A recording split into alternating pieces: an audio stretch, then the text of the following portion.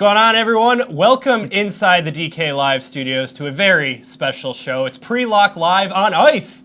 That's right, for the first time ever, going to be talking about hockey for the next hour or so. And honestly, you couldn't ask for a better time to talk about the NHL. We had a robust trade deadline yesterday, some major injury news this morning regarding a cup contender, and on top of it all, an exciting 9-game slate to tackle tonight.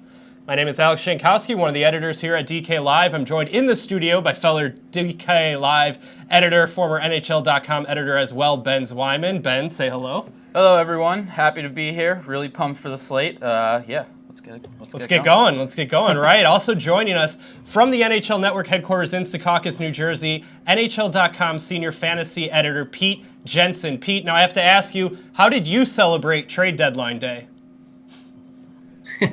Yeah, we were at the office in New York City, which Ben is familiar with and has spent time there on the big occasions. So we were up bright and early and following things from all the different facets, including fantasy, and we've been able to grow our fantasy operation quite a bit over the past year.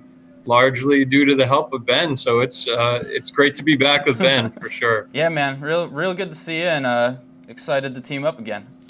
All right, now of course there is also a fourth member of our crew, and it's you, the viewer.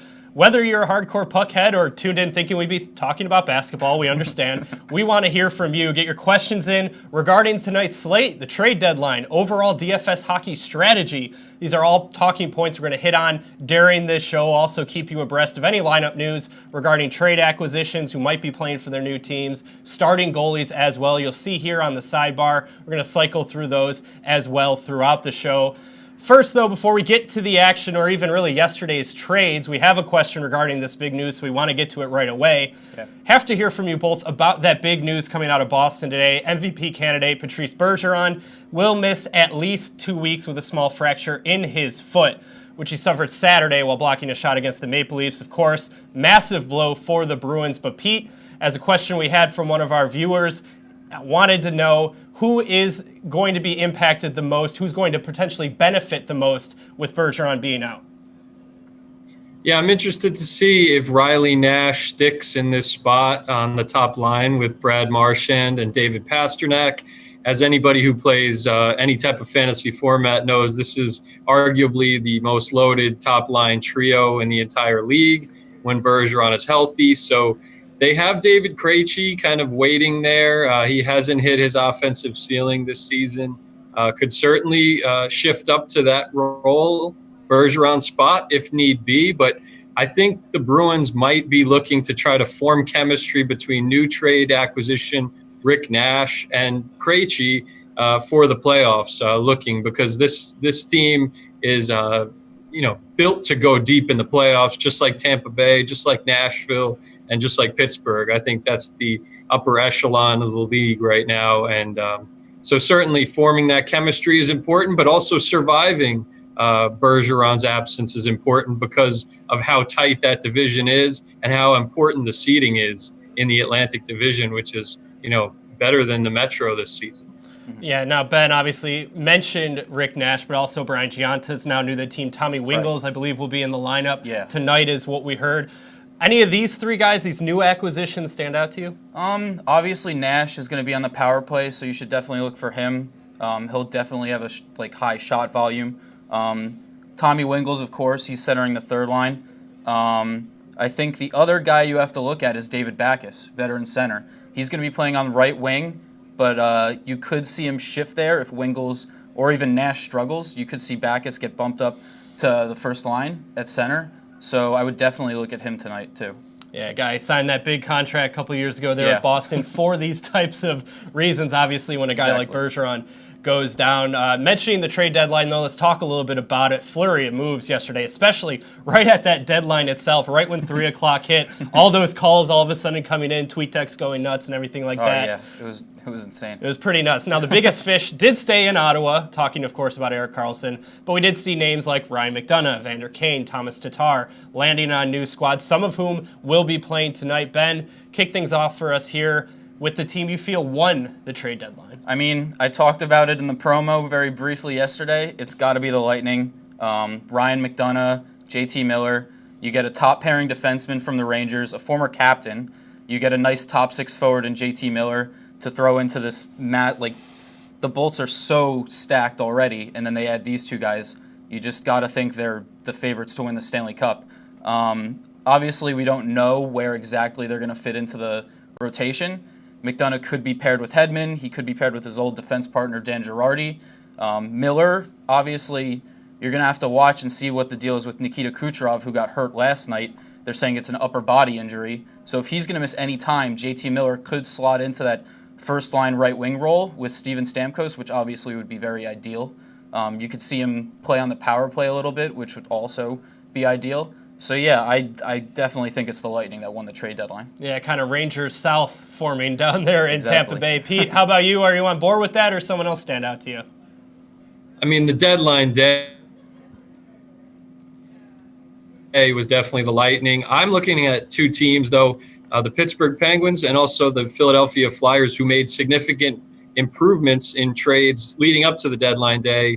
Certainly with the Flyers adding Peter Mrazek, who's been outstanding since that trade, joining a contender who's all of a sudden leading the division, the Metro. And then the Pittsburgh Penguins, to me, just reaffirmed the belief that this team has a real chance to three-peat as Stanley Cup champions, adding Derek Brassard to fill pretty much their only hole in the lineup, which was left from Nick Bonino, who joined the Nashville Predators in the offseason. Derek Brassard has played a lot of playoff games for the New York Rangers, has been a productive player in fantasy and also reality, and certainly with him on the third line with Phil Kessel, I mean, maybe Winnipeg has as good of a top 9, but I don't think that anybody has that good of a top 9 when you factor in the playoff experience as well. So Pittsburgh, for me, still reaffirmed the belief that they are as good as anybody, and they're still the team to beat out there.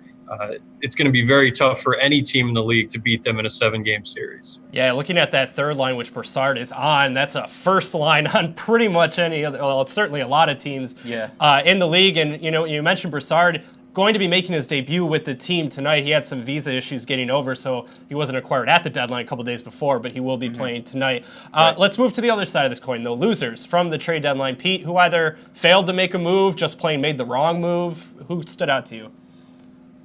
Yeah, I mean, I was surprised that the Islanders didn't make a move, that they didn't show more urgency, but that's kind of been their stance in recent years at the deadline. As far as a team that did make a move that I thought was on the losing end was the St. Louis Blues, who are struggling right now.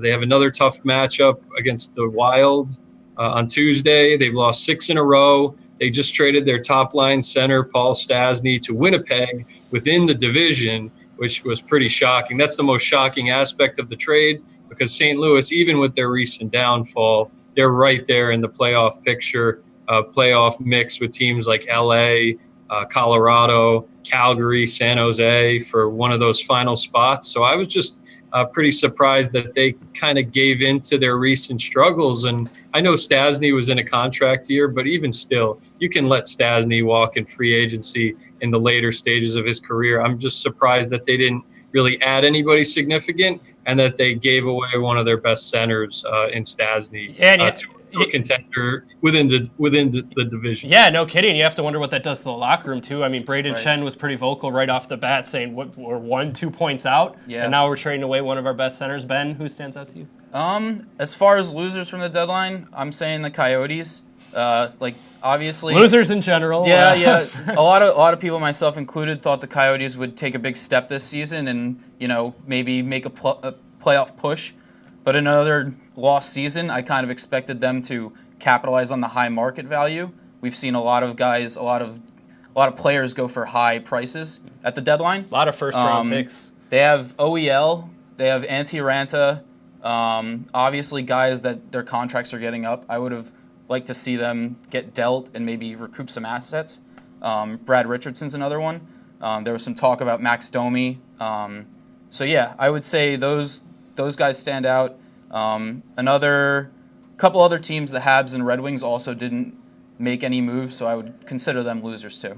Well, for Tatar, though, first, second, third, it's not a bad haul. Yeah, it's not a bad haul, but again, Mike Green is another guy, defenseman. That was the his big contract is up. Apparently, teams were very concerned about his injury, So, yeah, would have liked to see him move, but nope. Also hope they can re-sign him now, too. They were saying that over coming up this offseason. A couple of Right. notes on guys who are expected to make their debuts tonight for their new teams. Paul Stastny, the aforementioned, will play for the Jets on just a ridiculous line. Nikola Ehlers and Patrick Laine. Speaking of ridiculous lines, that third line, like we mentioned, for the Penguins, Derek Brassard, Phil Kessel, Connor Sheary. Pittsburgh rolling that third line out there tonight. And then Evander Kane, also expected to play for the Sharks, coming over from Buffalo. He'll be on a line with Joe Pavelski and Jonas Donskoy. Patrick Maroon also will not play for the Devils, took a red eye over from Edmonton. I'm curious for you guys, Pete, maybe we'll start with you. Are you rolling with any of these new guys right off the bat in their new team? I think Tatar's an interesting one, for Vegas, especially with James Neal banged up. He was missed the past couple of games with an illness. He came back on Monday. They're on the second of a back-to-back. They could benefit, and I know Neal was banged up in that game on Monday. So regarding Tatar's placement in the lineup, I think he certainly has some upside if he, relieves Neal in a top six role, and he's just a high shooting percentage guy, and he's priced very cheap, 4,300. So Tatar has some sneaky appeal to me. Derek Brassard for sure, Paul Stastny as well. I think that if you're playing multiple lineups, if you're playing one lineup, your second center should be either Paul Stastny or Derek Brassard. They both have home matchups and strong line mates. Yeah, coming in cheaper, too. I know Brassard's 5,100. You get a lot of value there when you're racking up points with the likes, on that line with Connor Sheary and your boy Phil Kessel. Let's talk a little bit more about tonight's slate, though. We got a graphic here just to let you see what it is. We'll bring that up. You can see it here. Like I said earlier, 9 games tonight. Really a superb number of great teams in action. 12 teams average 3 or more goals per game. 8 of those squads will take the ice, including Western Conference leading Vegas. Obviously, the overall story of the season, pretty much when you look at what they've done in their first year in existence. Pretty impressive. Going to get to a couple questions, though, before we get to your guys' games that you like to watch tonight. First question here from Heimer RB. Best goalie tonight. Who are you looking at in net? So going to hit on this a little bit later as well, but I'm going with Devin Dubnyk of the Minnesota Wild against the St. Louis Blues. Like Pete mentioned earlier, Blues are on a 6-game losing streak, so obviously they're reeling. Dubnyk has been very good at home this season. He's been good against the Wild, so I would definitely look to him at 7,900 to lock Keep in it their going. goalie. Yeah. All right, Pete, who's in your net? I would go Ben Bishop. I'm also intrigued by Casey DeSmith at home against Keith Kincaid from the Devils. It's a $200 difference. If you have that $200 in DraftKings, I would spend up for Ben Bishop, who has a .930 save percentage and 3 shutouts at home, and has been a near lock at home. Especially now, maybe his ownership will be a little bit lower because he's in a bit of a funk. He's been he relieved Kari Lehtinen in the last game. I think nice fresh start, couple days off, and Dallas takes care of business. And in that matchup, I also like him individually against John Gillies for the Flames, who has won 2 in a row, but has played the Coyotes and the Avalanche in those 2 games. I think he could be in for a rude awakening, the youngster, against Ben Bishop, more of a sure goaltender, and Dallas very good at home. Yeah, you'll see they're cycling through on that sidebar. Maybe some names you weren't expecting to see. Casey DeSmith being one of them. Matt Murray took a puck to the face in practice yesterday, has concussion. He's out indefinitely. Really a tough season for Murray so far. Yeah. Hope he can get right as the Penguins make that postseason push. And the other one, because of ineffectiveness, not because of injury, Braden Holtby not getting the start tonight. Yanked after just 1 period last night. They're going back to Philip Grubauer, the Capitals are, after he played 2 periods yesterday. One more question we want to get to here real quick. Continue to keep those coming in, by the way. Facebook Live, you can just leave the questions there. Use the hashtag DKLive on Twitter as well. We'll definitely see them. We'll get them up throughout the show. Jeff Scully wants to know what's going on with Jamie Benn. Hasn't scored in 9 straight games. Ben, what is up with Ben? the Stars brought in Radulov during the offseason. I think that has a little bit to do with it. His offense is sort of diminished. I think he's still playing heavy minutes. He's a captain. He's got a lot of intangibles, that obviously don't help you in fantasy. But again, he still has 54 points in 62 games, 21 goals, 33 assists, good category coverage with 174 shots on goal. So it's hard to really put down what the problem is. He could be dealing with some injuries that we don't know about. That's usually the case. Again, Bergeron was a guy. Mm-hmm. He's out 2 weeks. Before that, he was probably hurt. I'm not assuming anything, but you never really know. He was in a walking boot against the Sabres and then played through that exactly. game. Yeah. So he played through the game. That could have something to do with it. I wouldn't worry too much. Again, he's still playing with Tyler Seguin and Alexander Radulov. Ken Hitchcock, the new coach, has a lot to do with it too. His teams usually don't play at very up-tempo pace. They're more of a defensive team, so that could also have a lot to do with it. Long-term, you might have to start fading him.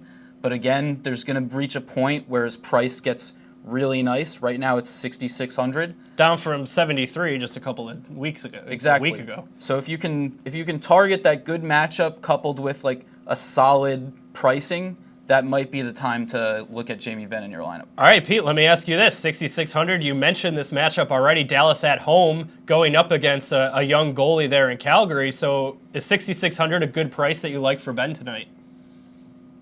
I think it's a little more against the grain, even though Dallas is good at home because of his struggles. I believe he's center eligible in DraftKings, where he's obviously known as being an elite left wing. That's kind of been one of the changes that Hitchcock has made. He's played more center at times. He's played away from Radulov and Seguin at times. I mean, it's something that the system is not catering to his fantasy value. That's unfortunate. That said, he still has single game upside. And instead, it's a big game night. But I mean, if you want to try to go with someone who's, it's always easy to build your lineup with guys who are hot, guys who have 4 or 5 game point streaks. But if Jamie Benn has 3-4 points tonight, probably not many people are going to spend up for him. So keep that in mind when constructing your lineups. And him being at center makes him a little more intriguing, especially that his price has come down, which you mentioned. Yeah, all right, let's talk a little bit more about games specifically, because I think what we all know here in DFS hockey, obviously you need the games with the goals. You want to target those games. A lot of high-priced offensive players on the slate tonight. Malkin, McDavid, Ovechkin, Taylor Hall, quite a bit of defensemen as well, Brent Burns. So, Pete, we'll kick it right back to you. What game specifically are you looking at tonight?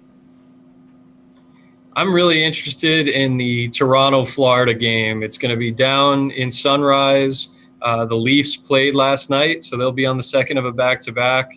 Florida has really a big opportunity in front of them. The Leafs are playing. They're not going to be playing Frederik Andersen. They're playing McElhinney, and they're also without Austin Matthews. So that means that the floodgates could open on both sides. This could very well end up being a 5-4, 6-4, 4-3 type game where you're seeing Florida continue its trend, at least its elite players. I mean, all of their elite fantasy players are close to or greater than a point per game, whether it's Trocheck. I believe Dadonov's a little below a point per game, but Barkov, Huberdeau, these guys are lineup locks. You want to try to get one of them into your lineup for this juicy matchup at home against the Leafs, who I mentioned are on short rest. Yeah, no Austin Matthews, one guy who has been stepping up. Just want to mention Mitch Marner. Disappointing start to the year for sure for, young guy, shows a lot of promise, but right. 17 points in his last 11 games. Pretty good production there without your star center. Ben, I got to turn to you, though, now. What game are you looking at? So I'm looking at Predators-Jets. Nashville is the second most penalized team in the National Hockey League, just under 12 penalty minutes per game. And if you don't know, on DFS, you do get extra point for a power play goal, power play assist. Right. A little bit more of a bonus there, so you definitely want to target those special teams. Yeah, you could see the Jets on a lot of power plays tonight. Obviously, we talked about offense. Jets, 3rd in the league. Nashville, 8th in the league. Winnipeg has at least 4 goals in 5 of their past 6 games. Nashville, 19 combined goals in their past 4 games, all wins, so nearly 5 per game. You're definitely looking at guys like Scheifele, guys like Wheeler, Forsberg, and Arvidsson on the Predators. You want to stack those lines. Great defensemen, Bufflin. You got Roman Josi on the Predators, Ryan Ellis, Matthias Ekholm, good value guys. Again, these two teams have played twice this season, 18 goals combined in those 2 games. So that's definitely the place I'm looking for. Yeah, goals. you mentioned finding value too. That's usually a good, high-scoring games are a good place to find value. It just increases your floor a little bit, increases the likelihood you'll get, even just if it's an assist or something like that, maybe from a value-type defenseman. Right. Let's move now to Chase Fade. Time now. It's everyone's favorite show. Everyone loves to play Chase Fade. You got to embrace debate sometimes. The chase and dump. Hockey. If you're not familiar with the game, I'm going to make a statement. Pete and Ben, they're going to have 15 seconds each to make an argument for or against said statement. Hopefully they disagree and then I can pick a winner. If they don't agree, I'll disagree with them and appoint myself the winner. That's what I get to do. That's why I'm sitting here. It's pretty fun. Because this also is our first hockey show, these statements are going to be a little bit more just overall strategy related, necessarily not just the slate specific stuff. So boys, if you are ready, here we go. Statement number 1. Paying up for your 2 defensemen is worth it. Pete, start us off. I think it's worth it on a case-by-case basis. If you can get somebody who's playing on the first power play unit who covers blocks and shots, say you get your top defenseman in the 5 to 5,500 range and your second right around 5,000 or maybe a little bit cheaper. Like a good example is for this Tuesday slate. If you could get a Ryan Ellis and a Jake Gardner or a Dustin Bufflin and a Jake Gardner, you're not really sacrificing too much in terms of your total cost, and you're getting 2 sure things. All right, time's across up. The board. Sorry, got to move faster. These got to go quickly. Ben, you're up. All right, I am fading. I'm a big proponent of never paying for defense. You can always pay down for guys in that 4,000, 3,000 range. Usually guys on power play that get more minutes. A couple of guys tonight, Tyler Myers at 4,500. I like Josh Morrissey at 3,300 and Justin Schultz at 4,000. All guys that are going to get power play time. And yeah, Time's up. Gonna go with Pete here. I'm for paying up for defensemen, I think, especially tonight, because we see so many new guys with value on the forward position with their new teams. I like the idea going up, getting some of the big ones. We didn't even talk about Carlson v. Carlson tonight, Senators and Capitals. True. Maybe some narrative street there with Erik Karlsson as well, staying at home. Uh-oh. All right, number 2. Go for a budget goaltender who will see more shots, thus getting more saves, instead of a top-tier netminder in a better spot for a win. Ben. fade, particularly on this slate, because there aren't many bargain options that stand out to me. You're better off going with the best matchups. A couple of matchups, obviously Boston at home against Carolina. Carolina's struggling. Boston's reeling with 2 losses. I like Tuukka Rask, so I would pay up. Time, Pete. Play the matchup. I don't like this strategy here. I think certain matchups it can work, but overall you trust your proven goaltenders in home games or your road, your goaltenders with road prowess. You don't mess around with your goaltending. That's your only shot at it. You can only pick one goaltender a night. Time. Well, you both agreed, so I'm going to have to disagree with you. GPP, go with the low-owned guy no one's thinking about, rack up the saves, and here we go. Number 3, studs and duds lineup building strategy works for DFS hockey. If you're not familiar, studs and duds, pay up and then go value rather than trying to just balance things out. Pete, how are you looking at strategy? Studs and duds, are you on board?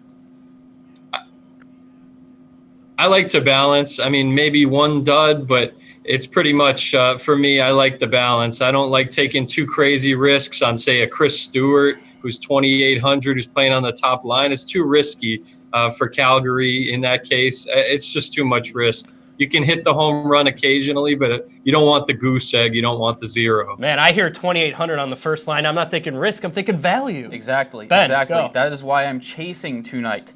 Like Pete said, you got value guys, especially on tonight. You got Riley Nash at 3,500, Paul Stastny 4,800 with the Jets, and then obviously Chris Stewart 2,800 playing on the top line with Gaudreau and Monahan. All right, time. So you're done. You know that I already agree with you. Okay, you're 1-1 now, going to the final one. So hopefully you disagree. Number 4, don't waste your time researching the matchups in DFS hockey. It doesn't matter. Ben. I'm fading that because I think you definitely have to do your research. Again, unlike NBA and NFL, it's a very volatile sport, NHL, so you don't really know what's going to happen on a night-to-night basis, but I would definitely put in the work, and definitely on a slate like tonight. 9 Pete. games. Yeah, I'm fading as well. Look into your home road splits. Look into your home road penalty kills and 5-on-5 stats because that's so important in DraftKings. So play the matchups. Look at recent trends, and don't. Someone else is always going to be doing more research than you in hockey, so never take that lightly. All right. I just wanted to see if I could get one of you to admit, no, you don't need to do research. I mean, if you're a new player, I would definitely advise that you do research. Maybe for me, a guy can just go in there and plug guys in, knows the lines. Maybe, but I think it comes down to overthinking it too, right? Though, and Right. I think, especially with the trade deadline now, as we get further on into the year, teams have different motives, right? Clearly, some teams are not trying to win and are trying to get to the bottom there. And then Perhaps. sometimes you can find some good, it might not look like a good matchup on paper, but in reality, it actually is a pretty good spot. So maybe sometimes follow some narratives. Yeah, Don't always just every look now at and then you numbers. got to expect the Sabres to put a game together, If they're playing the Bruins, they seem to do pretty well Bruins. against them. Right. All right, next segment here. We're going to talk about Pick'em, everyone's favorite new game variant baby. here. Real pumped for Pick'em. Big I do a lot Pick'em of Pick'em. fan right here. If you've never played DFS before, Pick'em, it's really just a great introduction. Takes the salary cap out of the equation. You don't have to do math, which I think everyone loves. Focusing instead on several tiers that each feature a handful of similarly projected players. Tonight's contest features 6 tiers, and sorry to say we can't go through all of them and give you our picks in all of them. We're going to look at 2 tiers, though, in particular, some really good ones. Tiers 3 and 5. Let's start with tiers 3. You'll be able to find the following names: Alex Barkov, Vincent Trocheck, 2 guys we already talked about, Vladdy Tarasenko, Mark Scheifele, Roman Josi, and Jamie Benn, a guy we definitely talked about a lot. Right. So, Ben, I'll start with you. Who stands out to you here in Tier 3? I think you have to go with Roman Josi. He's easily the safest play of late. Only and defenseman in that tier. Right, yeah. So he's got a chance to be your chalk play. If you're playing cash, Yosi's the way to go. Even in GPPs, he's safe because he's got a high floor, between 4 to 6 DKFP usually, 4.3 DKFP per game versus the Jets this season. And he also has at least 3.5 DKFP in 8 of 9 games. And I gotta say, for those who might be used to playing basketball or football, those are good numbers. Yes. Usually we're used to like Anthony Davis, 93 DK points last night. They may seem low, but they may seem low, but Connor McDavid had 4 goals in the game, had 27 DK points, and that was a slate breaker if there ever was one. All right, so Pete, kick it out to you. Who do you like in Tier 3? We mentioned the Florida-Toronto game. I mean, Matthews being out takes a significant assignment off the hands of Alexander Barkov. So I really like Barkov in this matchup. Toronto on short rest. Barkov has been heating up lately with Evgeny Dadonov. Not the cheapest stack, but certainly try to get one of them into your lineup. And Barkov for sure he will be, with Matthews out, by far and away the most sound two-way player on the ice in that game, which is something that DFS owners can look to him with that level of confidence. He's a Selke candidate this season for the best two-way forward, and he's been producing like crazy lately as Florida tries to get back into the playoff race. Hey, and the great thing, you don't have to worry about it being an expensive stack and pick 'em because, like I said, no price, which is really excellent. 6:30 here. Teams now for the 7 o'clock games starting to take the ice now. We're going to see some line rushes coming through. We'll continue to get that news, kind of as it flows through. Use the sidebar right over there to your advantage, as well as we continue to update goalies that are confirmed in. We get more information on who's playing on what line now that we have all these trades and things like that. We're moving now to Tier 5, though. Like I said, just went through Tier 3, gave our picks. Tier 5, find a few more players overall. Here's who we've got: Logan Couture and Evander Kane of the Sharks, Nazem Kadri and Mitch Marner of the Leafs, Patrick Laine, Philip Forsberg, PK Subban, Jason Zucker. Pete, start us off. Who you like in Tier 5? I really like Laine in regular contests, but in this particular grouping, I'm going to go with Evander Kane because of his high floor. I mean, he's close to the top 5 in shots on goal among all players this season. You see the trend with him. When he's playing with an elite line mate, he has serious fantasy upside. He had that performance when he had 34 points in his first 37 games with Jack Eichel earlier in the season. Now he's going to be playing with Joe Pavelski on the top line there. So if he gets you a goal, he's probably going to get you 5+ shots, maybe even closer to 10. He's done that a couple of times this season. So a very high floor for Evander Kane going to a new team in San Jose that could use the top 6 reinforcement with all their injuries. Yeah, definitely a guy who's going to see minutes, not just 5-on-5 though, but on the power play, Right. as well as shorthanded too. You never know. He's Yeah. definitely a guy who likes to kind of break out a little quickly, maybe get a breakaway opportunity there. Ben, though, tier 5, who do you like? Jason Zucker. He's obviously probably the least known name of all. Jason Zucker plays for the Wild. He plays for those for the of you Wild. who might not Yes. know. They're playing the Blues, 6-game losing streak. Jake Allen's in net. He's been struggling mightily. They just traded Paul Stastny, their second-line center, so they're struggling down the middle. Zucker has 4 points in 3 games against the Blues this season. He has 3 goals, 3 assists in his past 5 games. You can easily stack Zucker with line mates Eric Stahl and Mikael Granlund. I believe Stahl is in tier 1 and Granlund is in tier 4. So yeah, again, you want a lot of synergy in Pick'em, so that's where I'm looking. Yeah, and just to hit on a couple of goalie items that we did get in for some news here, just so you know, Tuukka Rask and Scott Darling, we both thought they would be likely to play tonight. Both Right. are confirmed in for their teams. So Tuukka Rask for the Bruins, Darling for the Hurricanes there. Before we get off tiers, though, you kind of alluded to it there, Ben, is overall tier strategy. Obviously, we talk a lot about stacking in classic mode. You want to have guys on the same line who accrue points together. But when you're playing Pick'em, is that still the strategy, or do you want to differentiate a little bit more? I think if you can get the stack and it's one of the appealing stacks, that you should go for it. But again, in Pick'em, you're trying to get the best ball. You're trying to get the player that's going to score the most points. So a lot of the times, you don't want to force the line stack or like a power play stack in Pick'em. You want to go for the guys that have either the highest ceiling, highest floor. You want to differentiate too. So again, a lot of people might be on a certain stack. So if you want to like get off the grain, then you have to, try and figure that out. So I would say it's touch and go, but again, you want to get the best player. Certainly makes research a little bit easier, right? You're only looking at a condensed pool. And there's no prices, so. Always easy. Pete, I want to get your thoughts real quick on Pick'em, too. I mean, we see defensemen filtered in there with forwards as well. I think most might, conventionalism, I think, well, forwards, they're going to more likely to score, so that's why I like them. But do you look a lot at position when you're looking at Pick'em? For Pick'em, I feel like I'd be more likely to take Brent Burns and Pick'em instead of spending I know I said I like spending up for defense, but I usually would not advocate spending a crazy amount for Brent Burns in a tough matchup. That said, for this matchup against the Oilers, a favorable one at home, and certainly you could look at that. It's almost like a discount because you don't have to spend so much to get a player with a high floor like Evander Kane that I mentioned. Alexander Barkov, too, who we mentioned. He's a guy that's close to 7,000, 6,700. You don't have to worry about the price. You can trust the player with Pick'em. So I think it makes some decisions like that a little bit easier. At least I would think. Yeah, no doubt about it. Let's get to a couple questions. They're continuing to filter in, of course. Get them in on Facebook Live. We're going to go right up until 7 o'clock if we have to. If we're getting the questions, we'll help you guys out. Not just talking about tonight's game, but talking about maybe for the rest of the season as well.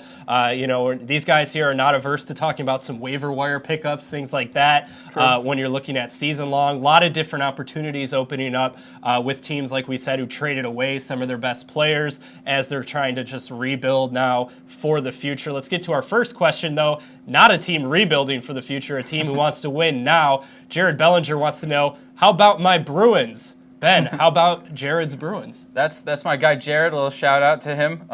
I like his Bruins. Obviously, they don't have Bergeron he right owns now. the Bruins. That's pretty impressive.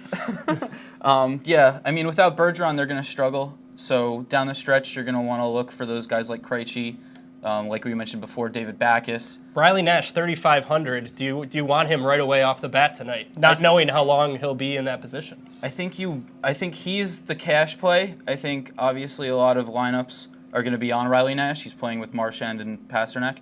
Again, I think Backes is that guy. At the end of the day, they're going to move him up to that first line. He's going to get on the power play. He's got the veteran presence. With Bergeron out, they're going to need Backes to step up. So I definitely think he's your off play. Pete, now Tuukka Rask was confirmed in, so maybe talk a little bit about that side of things. Do you like him at home going up against the Hurricanes tonight? If you construct a lineup where you can spend up for him, I think he's a near lock to win that game.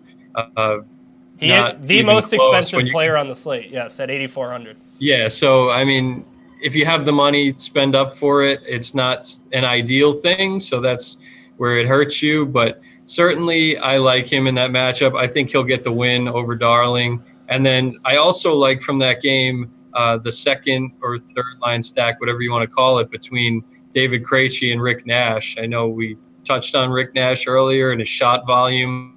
This is a guy that, remember, it was top 15 in the NHL in even strength goals over his entire Rangers tenure combined. And during that tenure,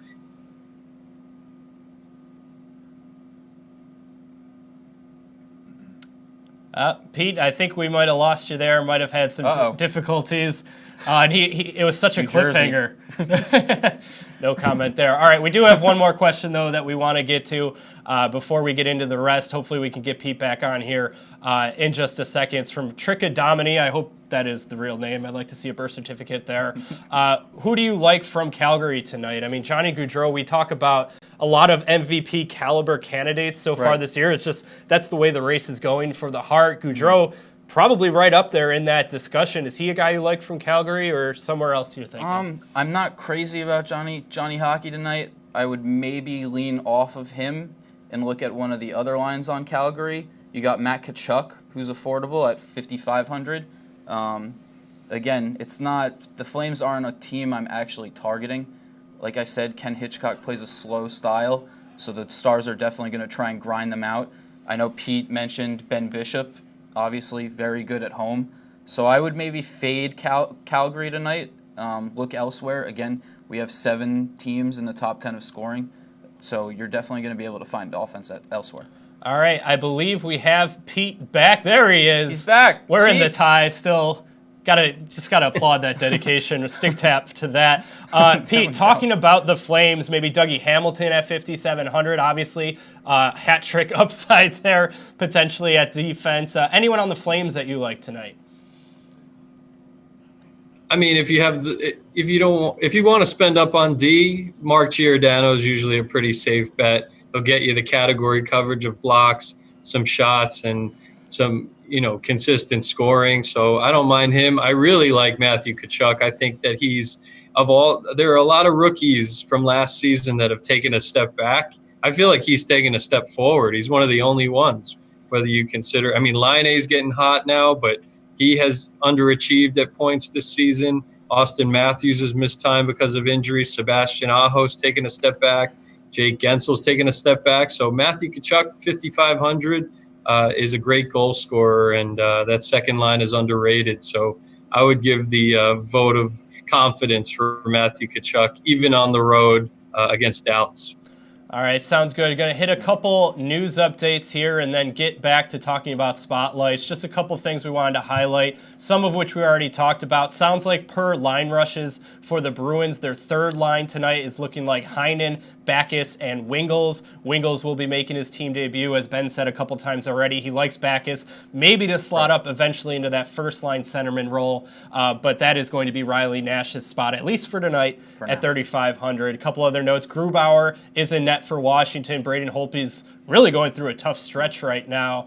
So maybe you want to go in on Grubauer, still over 8K though tonight. Yes. Matt Murray of the Penguins out indefinitely with a concussion. It's going to be Casey DeSmith tonight. Him and Tristan Jarry probably just going to have a little bit of a timeshare until Murray's able to come back. And as we already mentioned, Patrice Bergeron missing at least 2 weeks with a small fracture in his foot. Played one game with it. Then they had a CT scan, showed up as a small fracture, so he'll sit out at least 2 weeks. Let's get to our spotlights, though. Some of these we kind of already hit on, but so we'll run through them a little quicker. Talking about goalies on tonight's slate. Pete, we're going to start with you. I believe Bishop's the guy you like tonight?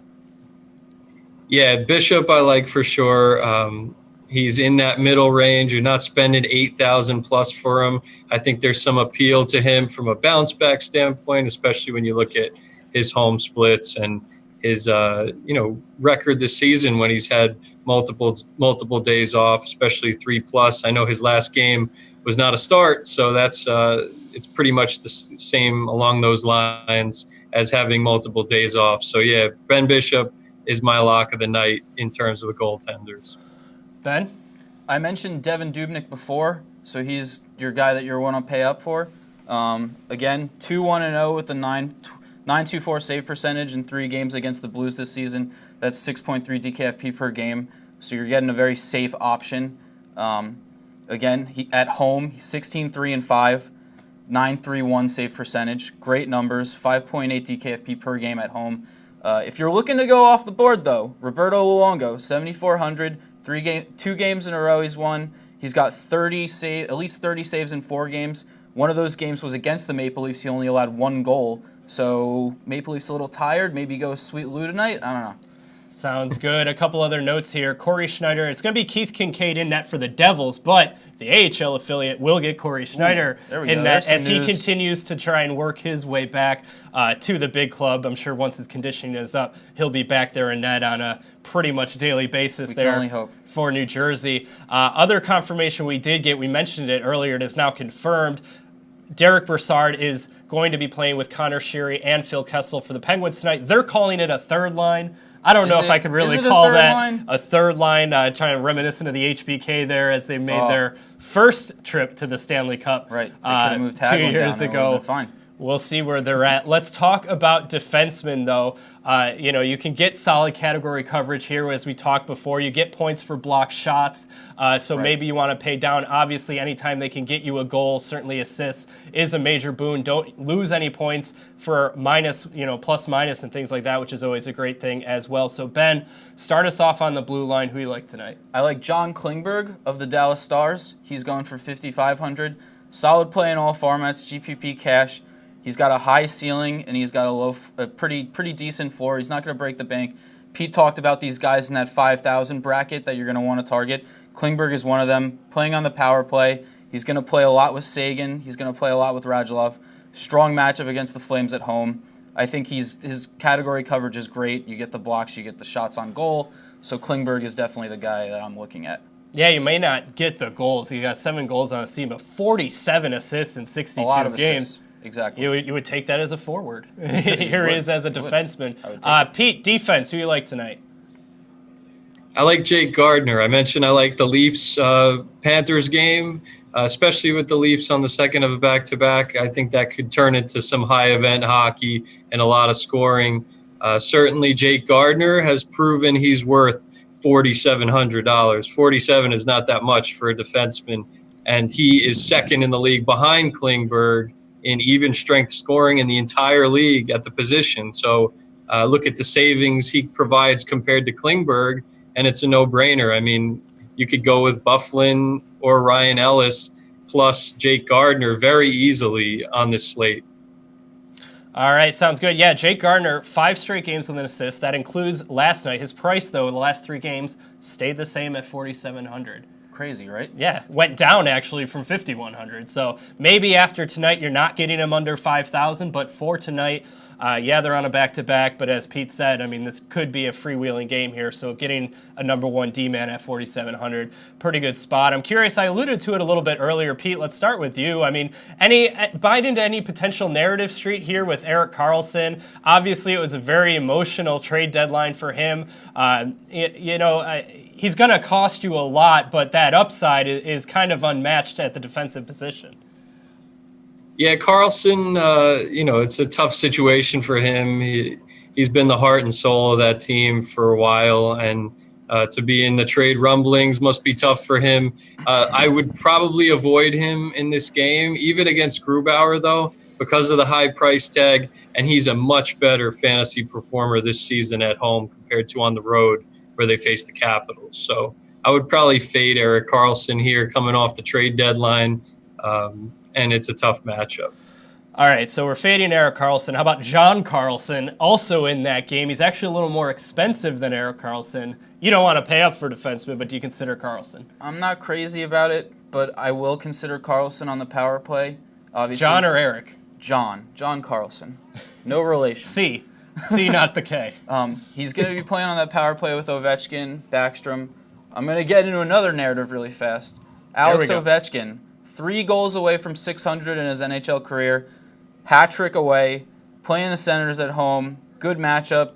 I'm not saying he gets it, but I kind of am saying he gets it, so that's something to consider. You've heard it here first. Confirmed Alex Ovechkin hat trick tonight. To get to 600. Wouldn't surprise anybody, though. That'd be something, right?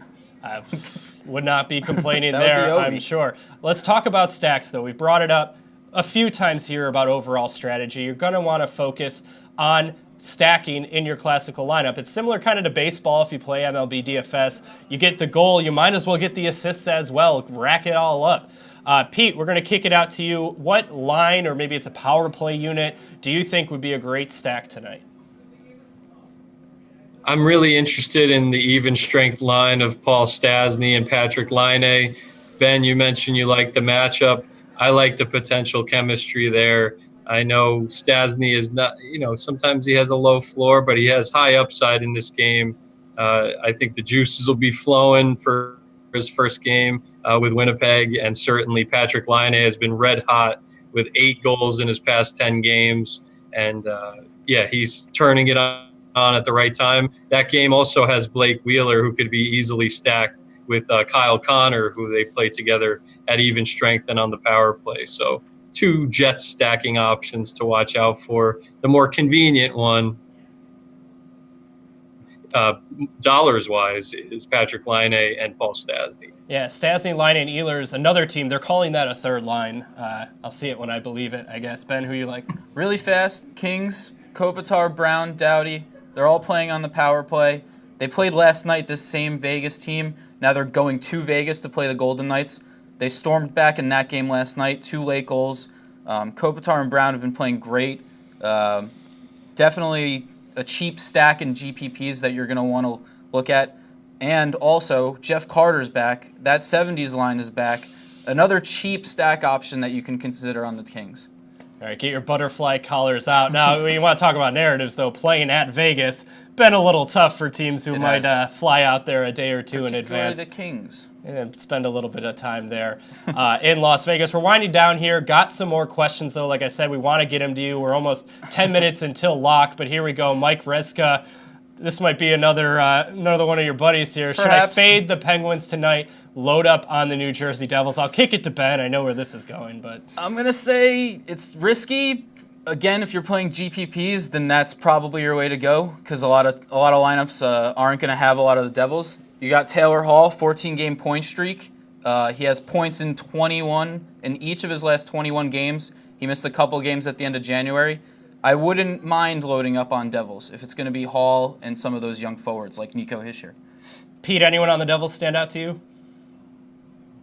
The Devils are really gaining my respect in recent weeks. I mean, this is an incredible story, the fact that they're creating some separation in the playoff race. That said, I do not think that Keith Kincaid is going to beat the Pittsburgh Penguins twice in 1 month. I'm very confident in the Penguins. I'm confident in Casey DeSmith, who is in his 5 starts this year. He has had at least 4 DraftKings points. And I really like whether you want to do Gensel, who's back with Crosby, those 2 together, or you want to get a piece of Patrick Hornquist, who's a category coverage guy, or even invest in that Derek Brassard line. There are plenty of options. Try to get 1 or 2 into your lineup. I would not get 1 or 2 Devils into my lineup in this matchup. I don't like it for them. Ben is just fuming. We'll agree to disagree.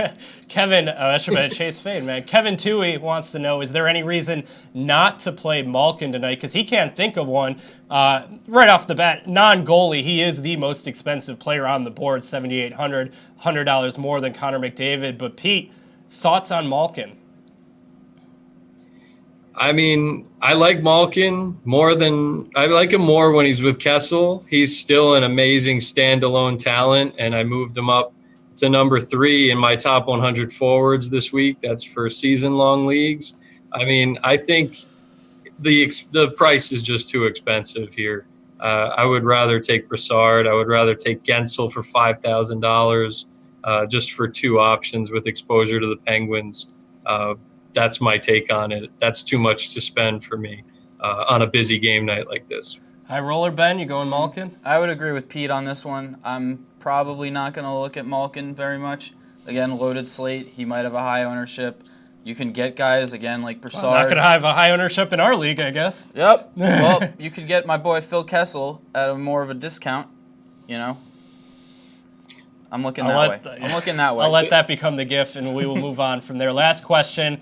It's from our own, some man named Adam Kaufman. You may or may not know him. Geez. I guess this is a good transition to pitch Here that. we go. We'll be back talking basketball tomorrow on this show at 6 p.m. Kaufman will be here talking that. But he wants to know something about hockey. Of course, it has to do with the Boston team, though. Can I trust Rick Nash flanking David Krejci? Is it time? He had another line in there. It got cut off, whatever. Ben, you like Rick Nashty? It's time. I think it's is time. Tonight against the Hurricanes. Quick answer. There we go. Pete, you on with Nash as well? I agree. I think the cheap stack with him and Krejci. Krejci has not played his best this season. He's been in a second or third line role, but I think this could give him a lift. And, you know, he's been playing 14, 15, 16 minutes a game in recent games. Expect him to be more in the 18 to 20 range here with Bergeron out. That extra ice time could easily translate to some points, and they could connect on a point with Nash for sure. If you're looking at stacking that line, that is Nash, Krejci, and Jake DeBrusk at 3,900. All right, real quick, we're wrapping up the show. Wanted to get to our final segment. We'll just do it really quick here. Stick taps. Tap into the stick. They didn't give us actual sticks to touch. I swear we got sticks back there. Both Pete and Ben, they both have a player, person, team, whatever. They want to give a proverbial tap of the stick to for a job well done. Pete, who gets your stick tap tonight? Riley Smith. He has the third most points in the NHL since the beginning of February behind Malkin and McDavid. So people need to get to know that name. He's playing for the most surprising team in the NHL in Vegas.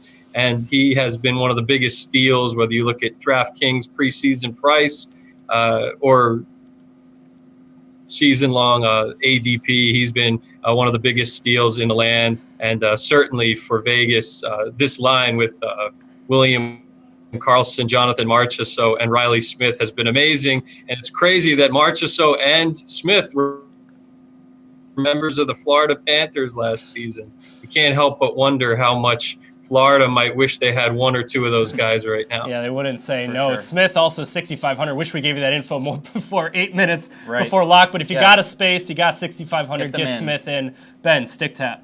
All right, I'm a big Devils fan. I'm going to get humble really fast and give a stick tap to Jeff Gorton, the GM of the New York Rangers. Did a great job this trade deadline, recouping a lot of assets for some of those top players. I feel like there's a sarcasm font that No, should be flashing 100%, at the bottom. 100% serious. I think they're headed in the right direction with their rebuild, and I'm probably going to be afraid to play them in a couple of years. All right, and as for me, a broom tap, if you will. Yes. Team USA men's curling bringing home the gold a couple of days ago, Curling, but hey, we baby. didn't have a show yet then, so it's a sport on ice, so it counts. I'm not Right. tapping the stick, I'm tapping the broom. That's going to do it. Hope you guys enjoyed the show, and if you did, like it, share it, go back, watch it again, Yes. so then we can do this again, and then We the would numbers love to look do it good. Because if they, we need to have, spread the word. Let's get some more hockey Let's do discussions. this hockey. Let's do this hockey. For Chance the Rapper, for Pete Jensen, for Ben Zwyman, I'm Alex Shankowski, and we will see you next time.